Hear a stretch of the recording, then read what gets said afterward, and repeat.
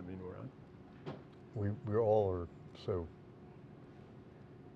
into this video stuff. Yes. Okay. Welcome alumni and friends to the 2023 UConn School of Business Alumni Town Hall. Today's event is scheduled from noon to 1 p.m. and will begin with a brief introduction from the Dean and be followed by a Q&A style town hall. Thank you to everyone who submitted questions ahead of time. We'll end with questions and we'll follow up on those that we don't have time to answer today.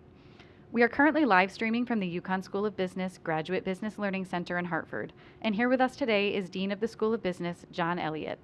I'd like to introduce our co-host for this afternoon. Aria Penna is currently a junior honors undergrad student who is majoring in finance.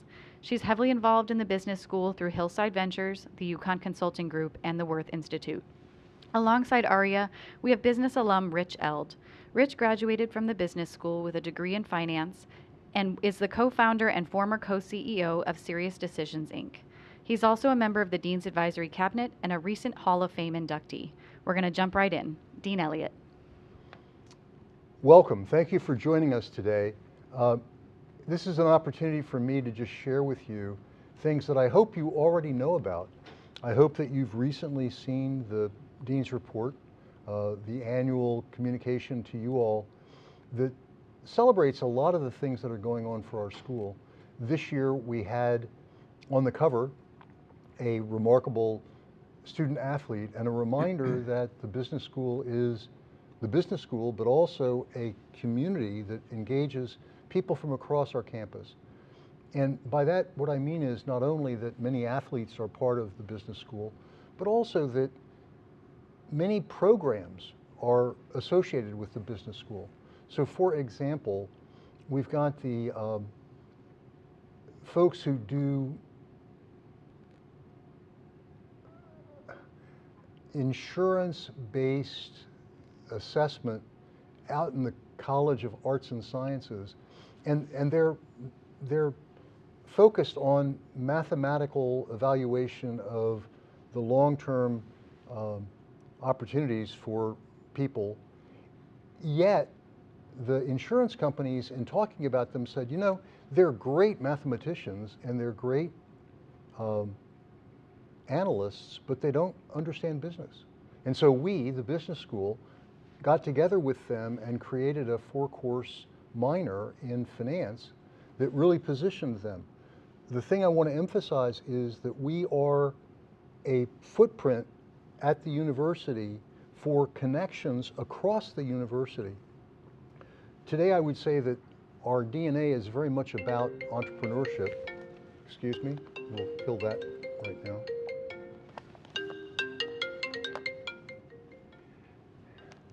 Look, the President of the United States. Actually, it wasn't he. It was my wife, which is almost the same thing. But my point is that we are central to a university that is really eclectic, and where the boundaries across the various units are much softer and much more open and much more welcoming. So when we talk about entrepreneurship at the University of Connecticut, it is about what we do in the business school, for sure, what we do for the Worth Institute, for sure, what we do for Hillside Ventures, for sure. Everywhere you turn, there are activities that are about creating opportunity for our students to engage around entrepreneurship and to be innovative and entrepreneurial and creative. So at the moment, I would just stop right there and say, let's have some more conversation. Rich, what would you like to ask me?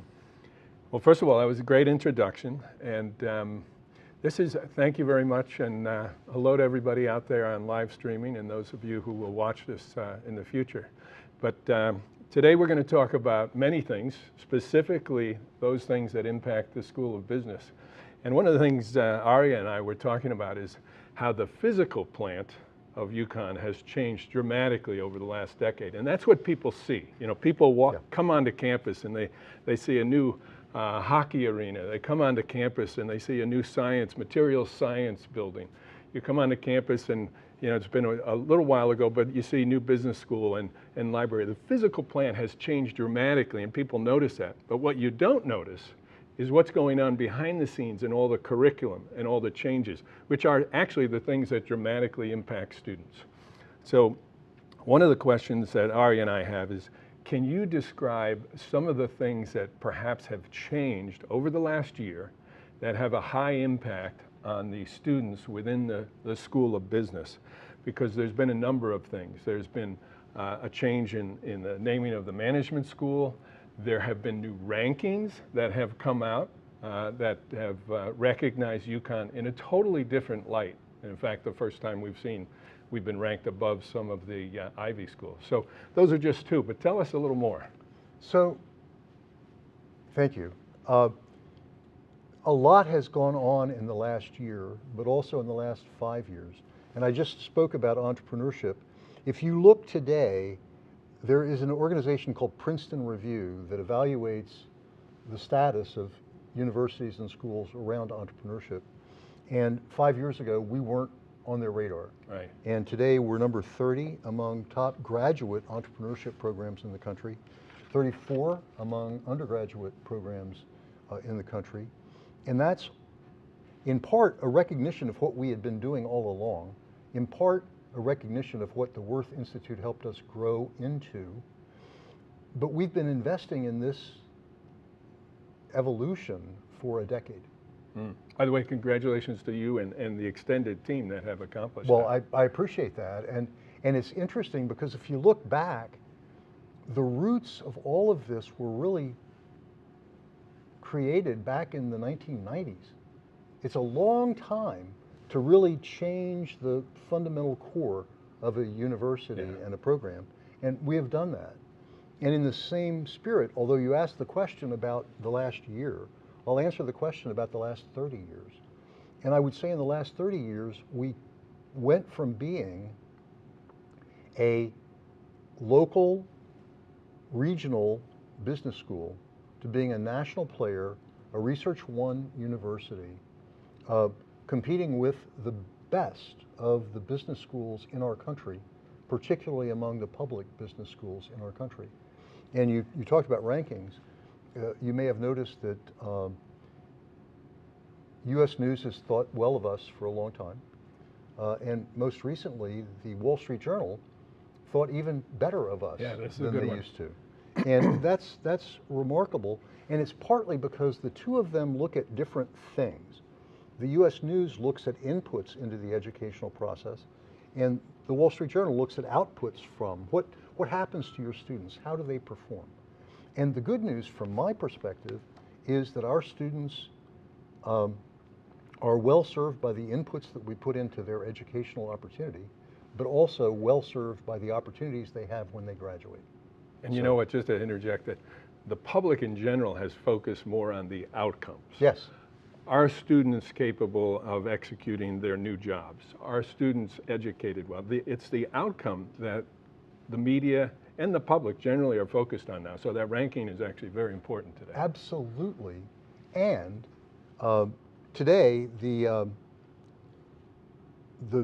Board of Trustees met, and the university provided some sort of input to the strategic plan for the university.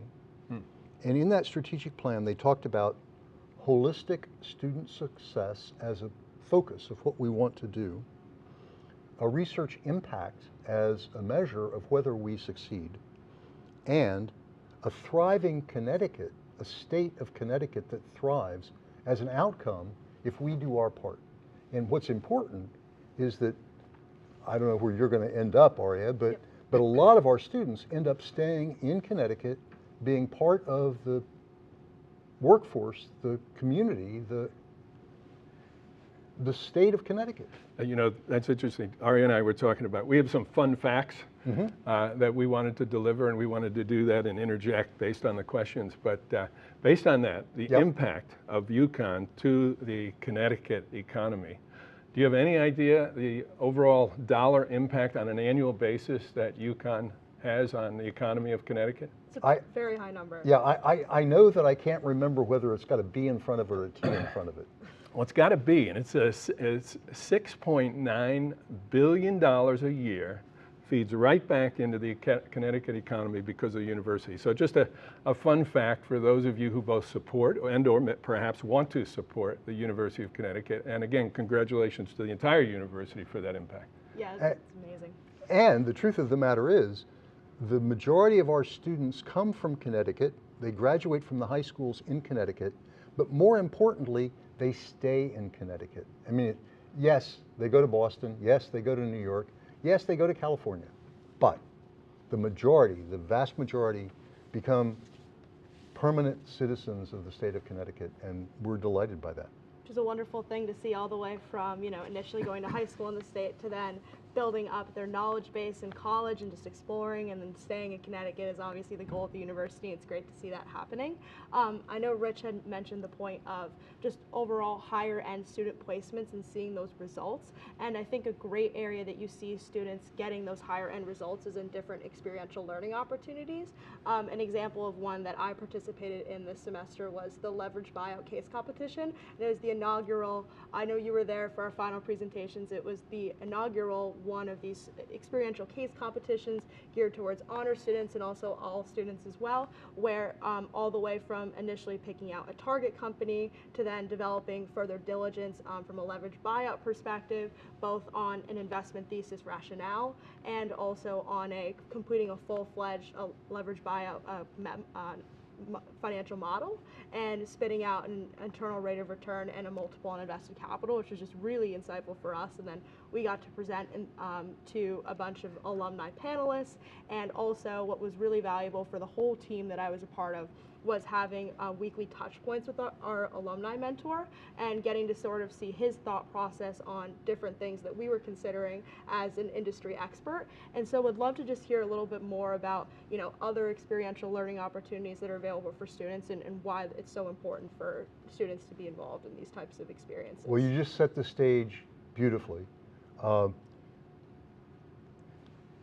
We believe that experiential learning differs from traditional classroom, the sage on the stage talking to the students, in engaging the students in an experience that challenges them to grow and to evolve and develop. And the experience that you described was quite remarkable in several ways. First, and this is important, it brought a group of our alumni from various industrial experiences in leveraged buyouts to be your mentors of each team. Each team had a person, an alum, who was there helping them see their way to the next path. And most of you were newcomers to this particular game, and they, the alumni, were helping you find your way, and you engaged, and you grew, and you developed. And every one of these experiential learning opportunities puts the student in the place of a different experience. And I think that the experiential learning covers not only something like that, which was a competition. At the end of the day, somebody won. Somebody got some tuition dollars and funding for their education. My team won, which Your was team, congratulations. amazing. Well done. Congratulations is Well right. done. Appreciate that. But more importantly, I think you challenged each other, and at the end of the day, you all came away realizing how good you really are. And one of the things that's so important about these experiential learning competitions, be they, in this case, a local competition within the school, but also we often send teams out to compete against the best and the brightest. And so a few years ago, one of our teams won against 500 other teams in a Bloomberg challenge for asset management. And so when you come back from those experiences, you think, oh, I'm better than I realized. I've really learned a lot, and it matters. And that's part of the benefit. The other thing I would say to you is that when we think about experiential learning, it's easy to talk about competitions, but it's also something as simple as travel. When we send the BCLC students to Costa Rica or Guatemala or wherever it might be, and they come back having the first stamp in their passport and a realization of what the world looks like outside the US. That's huge. That's experiential and that's meaningful. And so we value that incredibly. Yeah, and building off of actually what you just said, I, this past summer, studied abroad through the Summer Business in London program through the School of Business, and it was a wonderful experience. It was 4 weeks of classes, but it wasn't only learning in the classroom, it was also learning outside of the classroom and really utilizing the fact that we were in London and taking advantage of that. So we did different corporate visits. We went to Lloyd's of London, Beasley, and then also more on the government side, we were able to visit the U.S. Embassy and get to see their perspective being in London and how they're enacting, you know, important missions for the U.S. in London and how that translates globally. And I think I just learned so much, having actually not traveled outside the U.S. since I was, 3 years old. Oh, is that and right? Then, yeah, Wow. and then getting to do that again and getting to see the impact that I can have in a short amount of time in a new setting was just incredible. And I'm also involved in our student-run consulting group, UConn consulting group at the university. And again, it's just another experiential learning opportunity where every semester the group runs 2 concurrently running consulting projects with clients. And with those clients, we're able to help them solve real problems and questions that they've been asking themselves and internally with their team. And we're able to provide a fresh set of eyes and new perspective on those ideas. And again, it's just a great way to, what I've seen throughout all these different experiences is just get industry knowledge and industry repetitions at an undergraduate level, so that when I go into internships and into my professional career, I already have a knowledge base that is much greater than if I just, took classes, graduated, and then went into Well, Arya, industry. what you're saying, it ties back to what we originally talked about. And for those of you who are viewing, you might be alumni, you might be present students, you might be potential employers, but what you guys just described are things that impact the outcome. Those experiences are developmental to the point where you can actually take that knowledge and apply it once you get out into the real world. And that's what I think is so great about UConn today, is these experiences develop you in a way that a decade ago you wouldn't have found. Like that leverage buyout program, that's not an undergraduate program in a typical sense. You might find that in graduate programs or whatnot, but your experience going through that, you have a set of skills and a set of knowledge given to you both by the program, but then the mentors as well. And there's a lot to do, by the way, we'll talk about that later, for alumni to get involved in. So Rich, I couldn't agree more. And one of the themes that we're seeing, many of you who are alumni will remember back in your day that the business school tended to focus business education in the junior, senior year. And increasingly, we're moving that experience down to the freshman, sophomore year. Not exclusively, but more than in the past. And giving students the chance to start thinking more actively about their learning and be focused and purposeful in choosing it. So you mentioned the consulting group. Well, the consulting group grew out of a group of students who said, I want there to be more opportunity around consulting. How can we work with the school to make that happen? And they, the students, reached out to a bunch of our alumni, thank you so much for helping, and said, will you help us? And the answer was yes. And now what you just described is alive and well and functioning really effectively on behalf of the students. But so much of what is happening today is motivated by and energized by the student interest. The students are ready earlier and focused more firmly on what they want to do and learn and grow through. And we're more than happy to help. And what's even better, I would say, is also it's geared towards student interest, but it's also figuring out different things that we don't like as well by getting those experiences earlier on, that by the time we're juniors and seniors at UConn, I've seen with my peers in my class at the School of Business, just a knowledge of, oh, I tend to do well in this type of setting, but not as well in these other types of settings. I think I prefer this industry over that industry. A lot of those insights are gained from, different learnings in the That's great classroom, but then insight. also experiential learning as well.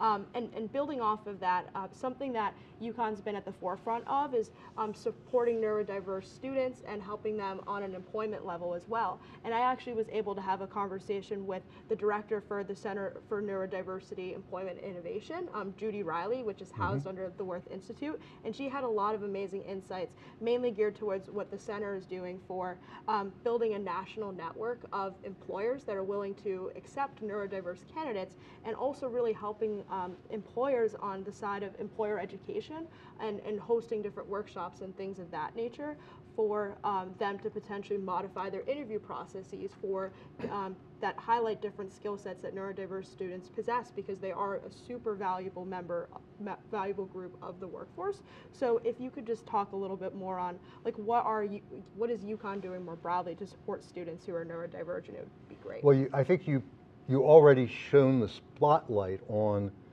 what she's doing and what that institute is doing and that activity.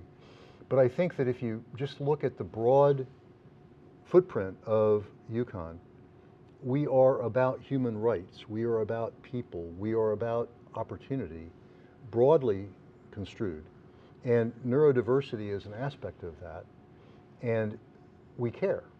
And so we pay attention and we work with the corporate community to help them pay attention. It's interesting because you see increasingly among the corporate community a recognition that they need to have a workforce that is effective and able to deliver what they need, and a realization that many neurodiverse individuals can actually do that. Neurodiversity comes in a lot of different flavors, but there's been a tendency to think if you're not the sort of classic model of an accomplished young person, you're not the person we want. And many, many, many companies are now saying, no, wait. These individuals who behave a little bit differently, nonetheless deliver extraordinary good work for their company, and we want to work with them. So the fact that we're engaging in the conversation with the companies, I think is a really strong opportunity. I think it's great. That, by the way, that's one of the things I had no idea Yeah. the university was We're doing, the doing School it. of Business was doing. We're doing it. And it's terrific. It's really great. Opens up opportunity for people and for the university and for employers that they didn't have before. So, again, back to this impact and outcome, one of the big discussions, again, out in the public, and specifically after the last 3 or 4 years, people have recognized that this whole concept of financial literacy for young people is really, really important. And so you hear a lot of talk about it, but I know that the university has taken on financial literacy as a concept and as a goal and inserted that into the curriculum of the organization. Can you talk about that? Yeah, I can, and I'm happy to, because I'm really excited about it, Rich. Many of you think of it in terms of NIL, name, image, and likeness, and this was that NCAA issue around let's give some money to athletes. And that was sort of the tip of the spear of this conversation. But we at the business school took a different approach, and we said, wait, what we're really talking about is helping all students manage their affairs more effectively and more purposefully. And financial literacy is an important part of that. So we created a minor in the business school that includes issues around legal questions. Suppose you're an influencer, you've got people who follow you and whatever. And in that portfolio, you've got to think about how you manage yourself and your brand and your image. So in this minor that I'm talking about, we have some legal issues around how do you manage it, some brand management issues, some entrepreneurship issues, and to your question, Rich, a 3-credit course in financial literacy. The course is being offered for the first time this spring as part of that effort. We have 3 sections, all full. We have 120 students who have signed up for it, and this is without any major marketing effort on our part.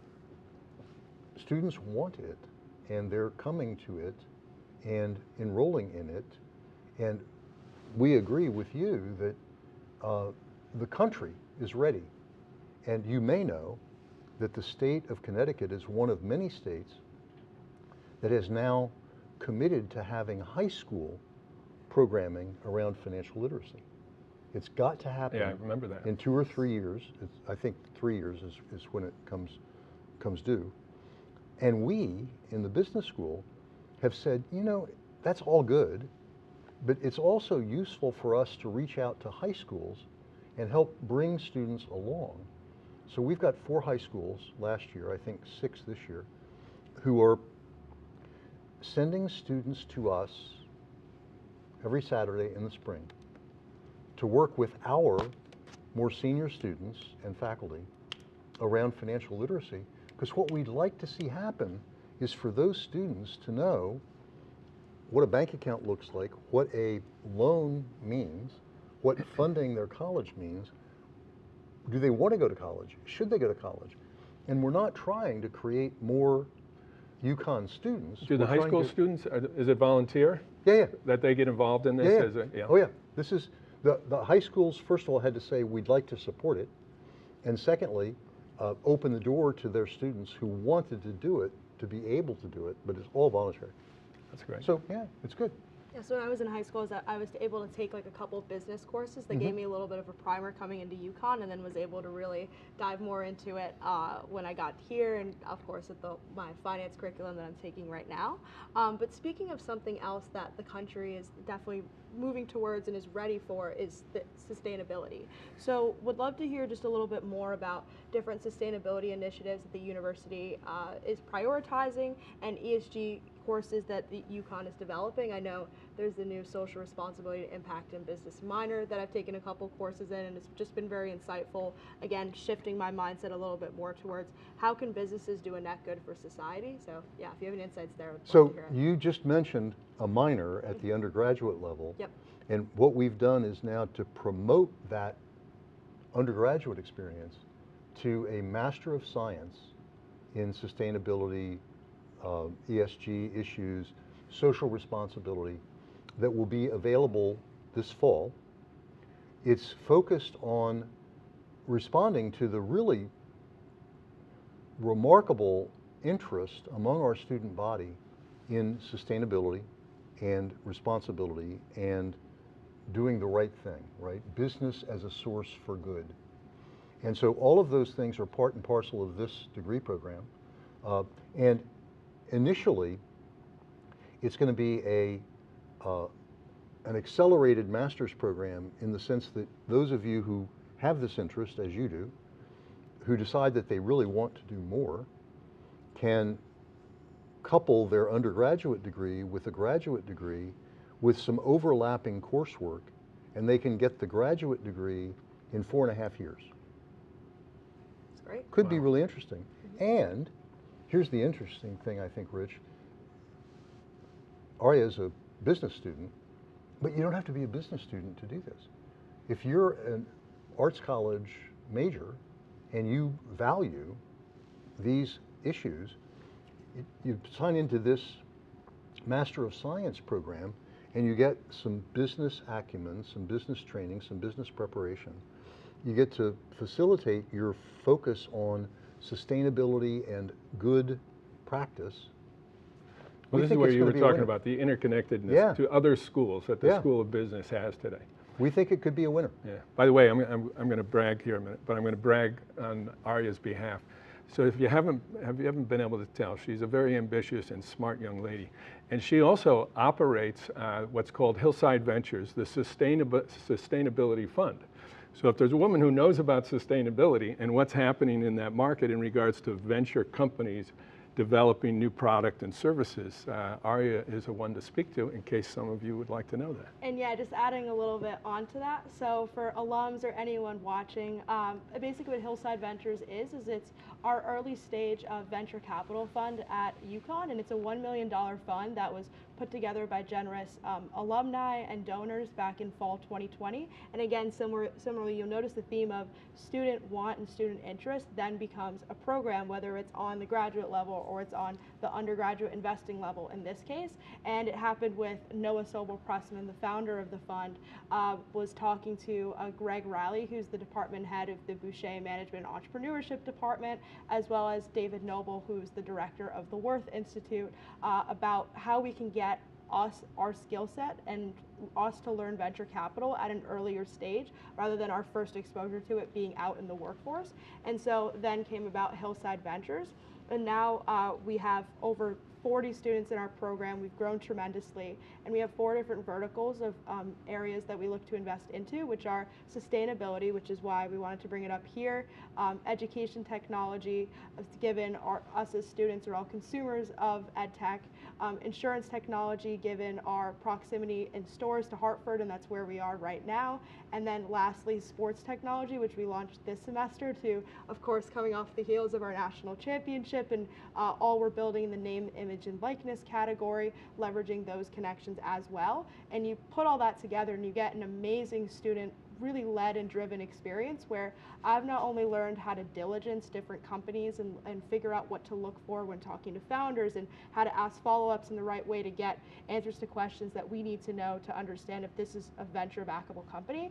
I've also learned how to be a leader and how to motivate a team of, I have 9 analysts under me, and it's just been a wonderful experience that I've grown very passionate about. And Rich is on our investment board as well.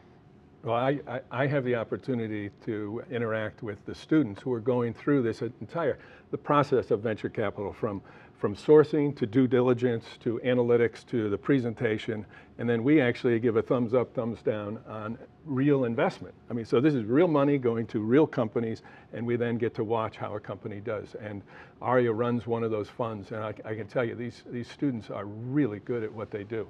And it's a real tribute to the School of Business and to the school in general, how ambitious, bright, and focused these students are. They really want to do a good job and they want to learn. It's really fun.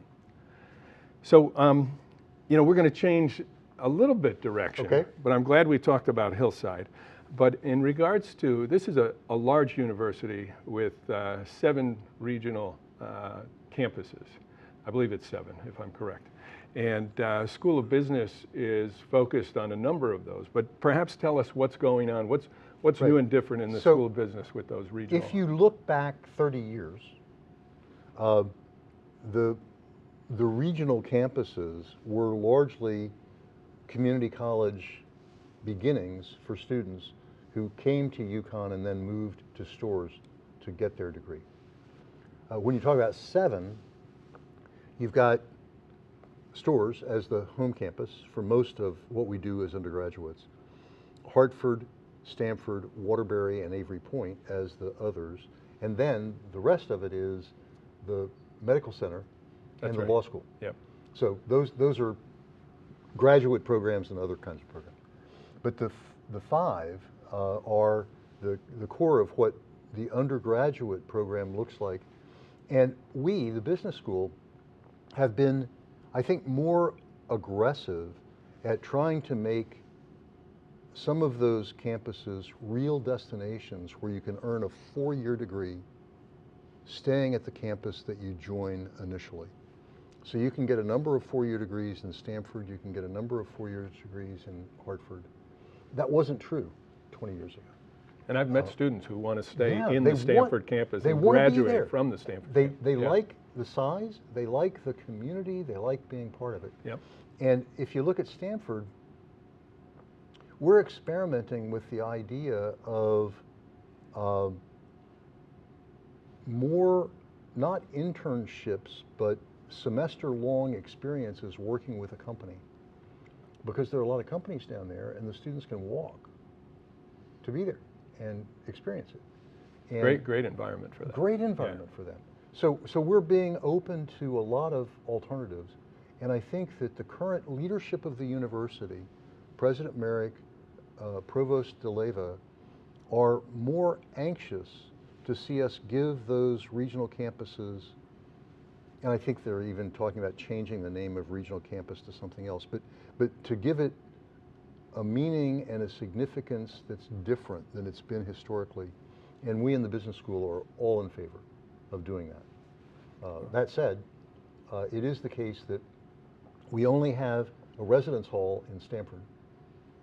And that could be part of a need that validates the reality of the campus as a real place. Yeah. These are issues that we're confronting right now. Well, it's funny because I made an assumption when I was speaking to this one particular student and said, well, I assume you're going to go up to Storrs, you know, for your junior and senior year. And he said, absolutely not. I'm going to stay in Stanford. I want to stay in Stanford. I can get my degree here in Stanford. So he's one of many, but yeah. I know there are a lot of people that feel that way. And so we need to just grow that. No, we need to grow that. And what we've done in Stanford, Rich, is, among other things, we have a degree in financial management. We have a minor in accounting. If you put the degree in financial management and the minor in accounting together, you've got a 150 credit pathway to be a professional in accounting. It's like having a major in accounting. It's just not officially a major. And similarly, we have an agreement with the CFA program, Chartered Financial Analysts, to deliver programming that in Stanford that prepares people for that exam and that certification. Oh, good. From day one.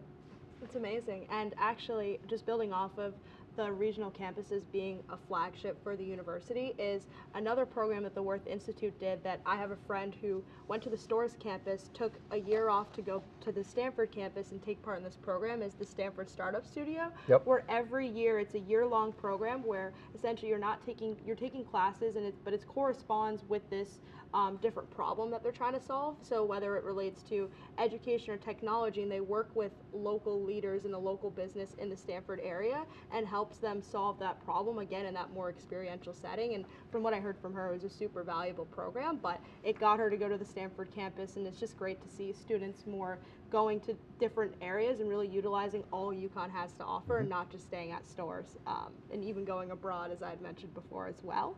And something that is really hits home close to me is I'm a woman in finance here at UConn, and I've definitely seen that in some settings they'll be very male dominated, and then once there's sort of that assumption and that realization that, you know, of course women belong in these different settings, that you see different ideas thrive and you see us come to new conclusions and new insights that we weren't really thinking about before. So what do you think UConn is doing to encourage more female students to get into finance?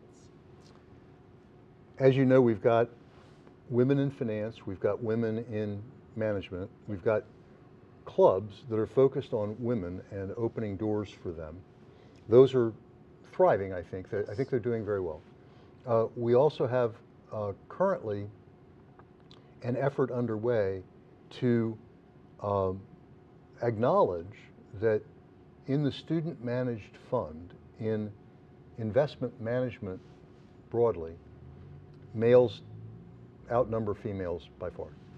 And there's a certain cultural history to that in the industry. And what we believe is true is that if we invite young women in earlier, and I mentioned this before, bring young people in earlier to management, to business, to experience, and get them started in a meaningful way, and that will help moderate some of these traditional backgrounds. So right now we have a group of students moving toward an additional section of it's not student managed fund exactly, it's different because it's got a different profile of student involvement, a younger group of students, a slightly different approach to the investing thesis and process. But we're doing that now, and in the spring, I believe we've got 20 students who will be experiencing that in a formal way, and we'll see what that leads to. But the point is, we want women to feel welcome. We want to change and develop that program. So Yeah, what I've realized is all it takes is an upperclassman or someone that, you know, you trust and look up to as a peer to say, hey, like, we really do care for your involvement and want you to feel like you have a voice and you can be heard in these different settings. And I think what you had mentioned about that fund that's been running now, and I've heard only amazing things about freshmen to seniors gaining new knowledge from it, Yep. will be wonderful to see fully running in the spring as well. That's what we're counting on. We'll see. Yeah. Time will tell. You know, you just described one element in terms of how females at the University of Connecticut, how you're focused on them in the world of finance, which sets them apart from other universities. Perhaps I can think of a lot of things that set the students apart from other universities. And I can specifically say, as an individual who ran a company and started a company, and there was 10 original, well, there was 2 of us, but we hired about 10 people. I didn't realize this until just recently. 30% of those original 10 were UConn grads. And we ended up with just under 20% University of Connecticut graduates. And to me, they stood out because they stood out in regards to their knowledge. But I'm going to go back to, they had impact immediately on our business. And so it was a focus of ours to come up to UConn and find people from the University of Connecticut. But in your opinion, I know in my opinion, but in your opinion, what sets the UConn student apart from the rest of the pack? So I would say several things, but one of my favorite words is grit. And we have focused, intentional students who are remarkably self-aware and anxious to move forward in their chosen path and willing to make the investment. And grit is about doing that day after day after day. And when we talk to... What do you think? Why do the students have that grit? What is it that's unique to them? Well, you know, there's a saying in management that culture eats strategy for lunch, right? And so culture is about... I would agree with that, by the way. What is the nature of the community, and what are the values that the community embraces, and what do the new members of the community learn and receive from those who are already here? And I believe that it's partly the good work of the staff, it's partly the good work of the faculty, but it's largely the interplay of the students from freshmen to sophomores to juniors to seniors as they affect each other and create expectations and teamwork and partnership.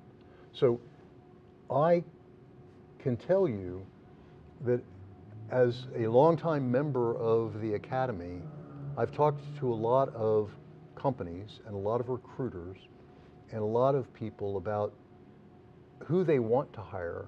And one of the things that I often hear is UConn students have a can-do willingness to excel, and some of those from the elite institutions have an expectation of already having done it and proven it and just deserving it. And that attitude is not the attitude of a long-term successful employee who's going to make a difference in your company. No, that's interesting. The way I profiled a UConn student was all of the capability and more without the ego. Exactly. Yeah. And so it was Same word. It was a collaborative individual who brought real great talents, but was able to work with others and create an impact. And that's how I define that. I agree with you, Rich.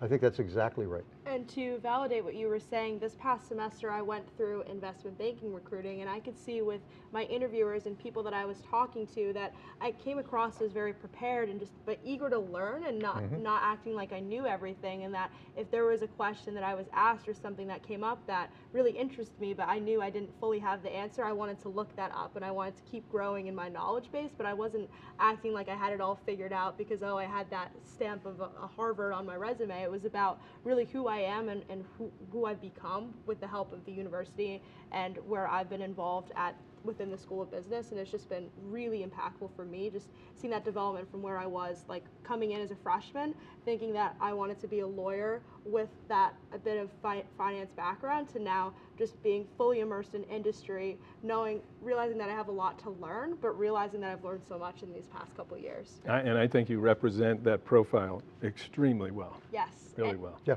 And building off of very nicely what Rich's last question was about, what sets us apart and how that relates to grit that we possess as students of UConn.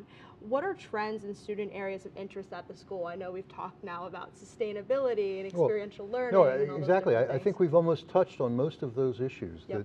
That the students today are concerned about sustainability, they're concerned about human rights, they're concerned about business as a force for good. They want to go out to join companies that are doing good for the world. Yeah. And we are responding to that interest. And that's in terms of minors, that's in terms of majors, that's in terms of courses. And what we've noticed is it's not even with just students going to work for companies upon undergraduate graduation. It's also them creating their own startups. Oh, so another fun fact that we wanted to ask you is within recent times at the university, how many startups has the UConn ecosystem, do you think, been able to nurture? I wish I knew the answer to that. I don't. I should. What I can tell you is that I know many of those individuals who started those companies, and I see them periodically, and I celebrate them every time I see them because there are so many of them. I would say it's in the hundreds. Yes, it's actually 100 plus. So Bingo, you win. Right on. If we had a prize, you'd get it. And also what I've seen as a student is it's not also just students creating these startups post when they graduate, it's also them creating it as UConn students and feeling supported by institutions like the Worth Institute, the Connecticut Center for Entrepreneurship and Innovation, that they're able to get grant money, get mentorship support to really take their businesses to the next level, from just an idea to generating revenue, going to different farmers market or testing grounds. So it's just been, I think, a really rewarding experience on an entrepreneurship level for us as students. Well, Arya, as you point out, in the report that we just published from the Dean's office, we talk in there about Pisces Atlantic and the success of that organization. And it's just a reminder that he went through almost every one of the many programs that we provide for students to experience and grow and nurture their ideas. And he won several of the multi-$1,000 awards for non-dilutive capital for launching his business. And he's up and running. It's a real success story. So we have about 8 to 10 minutes, I think, left, and we've got a couple. So I have to talk faster? Well, we've been doing very well. We got one more question, but then we've got some questions perhaps from the audience that we wanted to do. But a year ago, President Merrick became the official president of the university. She set out a vision, which I am very, very respectful of, but one of the primary elements of that vision is students first, which you really have to support at any university, but that's not true at all universities. So I agree. For her to say that is really not remarkable, but terrific, and that's the way it should be. So how does the School of Business vision match up with Radenka Merrick's vision? How have you synced up on that? Well, you recall that I mentioned that she made a presentation to the Board of Trustees today. Yes. And it was about holistic student success, Number one. research impact, and a thriving state of Connecticut. And as we've sort of watched this all develop, what we've said to ourselves in the School of Business is we are aligned. What we think we care about and want to do for our students and our community is exactly what the university is saying about the university. And so we're aligned. And we're good. And the reason that's so important is because it means the resources that you get will be aligned with the resources that the university is focusing their resources on. That's and right. ultimately, the product is the student that comes That's right. out that will have high impact And on the state of Connecticut. apropos of one of your earlier questions, this whole issue of financial literacy Yeah. as an element of the university's focus, entrepreneurship as an element of the university's focus, they're part of our DNA, but they're also part of the university's DNA. We are aligned on those kinds of issues, and I couldn't be more excited.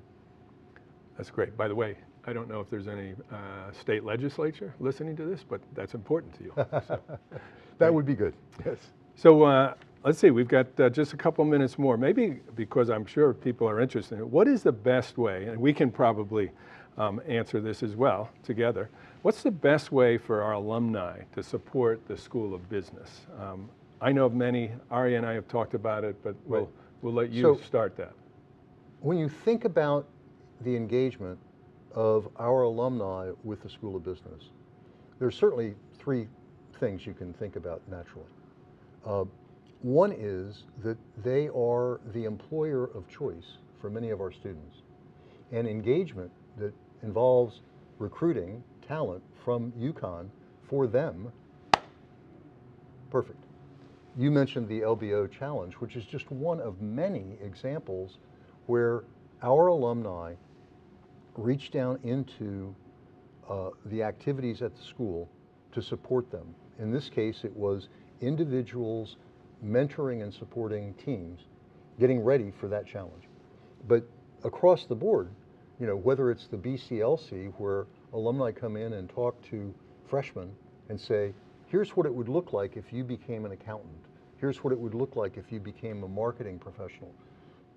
All of those things are incredibly important because they orient our students toward their future professional opportunities.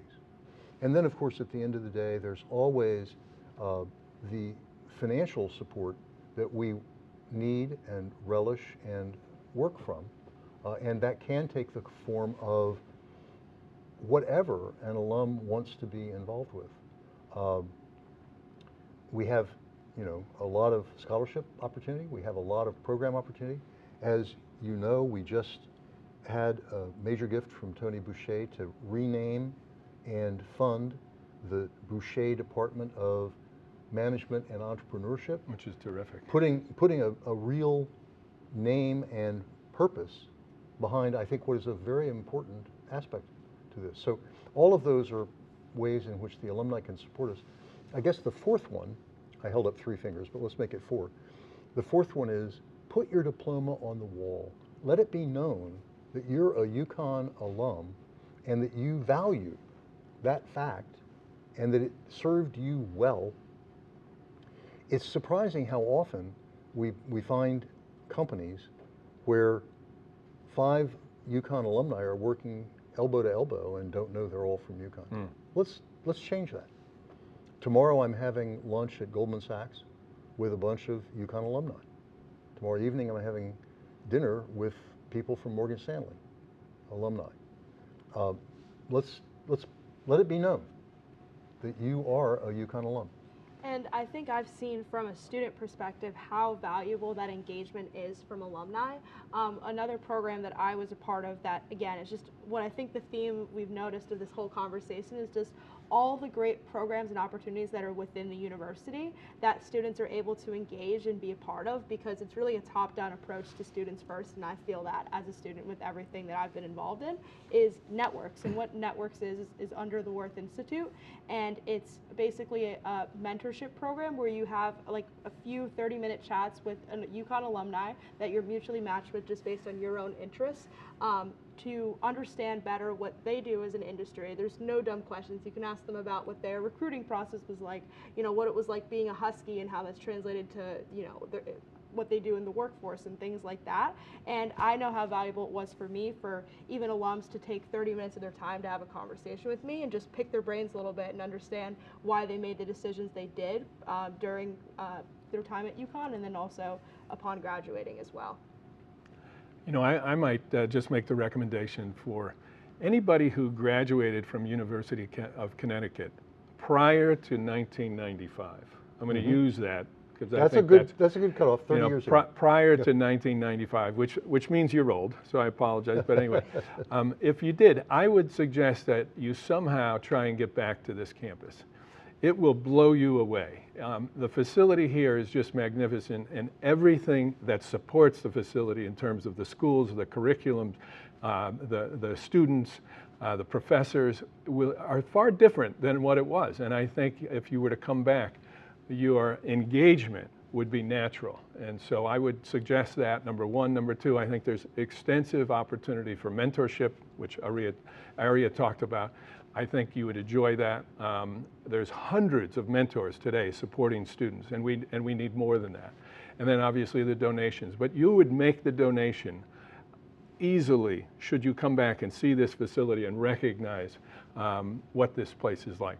So we're going to probably have to wrap it up, so we'll leave it to you to do that. It is always an exciting opportunity to welcome colleagues to chat with me about who we are and what we do and what we want to do, and then to have the opportunity to share it with friends and alumni. So I appreciate your time. I appreciate your spending it with us.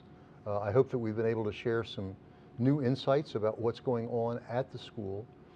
Rich just made the observation that the campus looks different. And boy, nothing could be more true. I'm amazed at the size of the new dormitories that are growing up on South Campus. The new Science One building that just launched is amazing. So come on by, take a look. It could be a great year for basketball. So we look forward to seeing you and hearing from you. And please feel free to reach out to me if there are any things that I can share with you that would be helpful. So thanks for your time. Thanks, everybody. Thank you.